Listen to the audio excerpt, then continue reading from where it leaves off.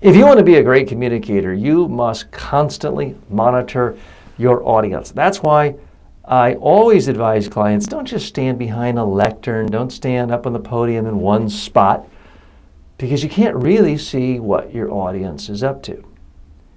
Now, there are a lot of different ways you can do this to stack the deck in your favor. For example, when I'm doing a typical day of public speaking training, PowerPoint training, media training, and I have, say, a dozen people I'm training, I very explicitly put into my contract that the room must be set up in a horseshoe setting, a semicircle, with no tables between me and the trainees. So it's a semicircle. Each trainee has his or her own seat. There's no table in front of them. Nobody is in a second row. There aren't rows.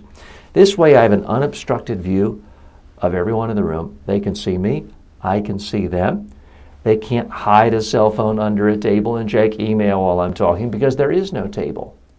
Now, you can't always stack the deck in your favor, but you can always be on the lookout for ways of doing that.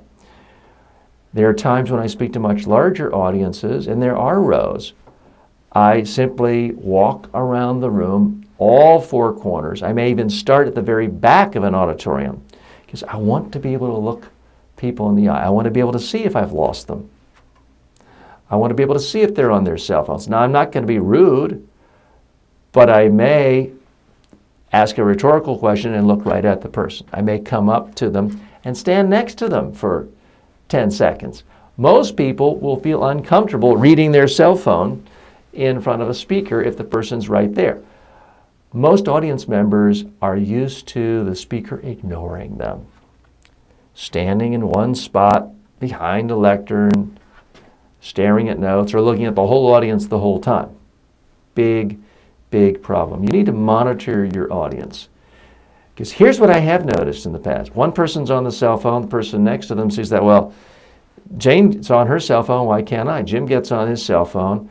Now, Sandra is looking, so what do those two people know that I don't know? And it will spread. It's like a virus, a contagion throughout the room. You've got to monitor your audience, and you've got to be consistently interesting. Jim, makes sense to you? You got to do things like that. Take the pulse. Now, I'm not going to say, hey, Bill, you're being rude and obnoxious. Put your phone. I'm not going to do that because then I'm going to look obnoxious. I'm going to embarrass him.